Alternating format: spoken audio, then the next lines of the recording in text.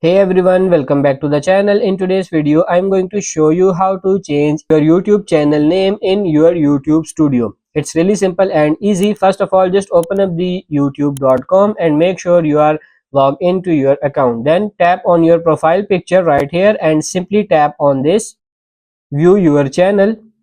From here, if you tap on this customize your channel, it will take you in YouTube studio. As you can see, I am in now YouTube studio. Now we need to scroll down and you can see this section name right here. Just simply erase that one and enter the new one. But you have to know that you can change your name twice in 14 days. So right here, just simply erase it and enter the new name, or you can also change the handle right here. This will also change the URL, will bring you to the channel, and then simply tap on this publish in the top right corner and you are good to go. So that's pretty much it for this video. I hope this video was helpful. If it is, like it and subscribe to the channel. Thank you.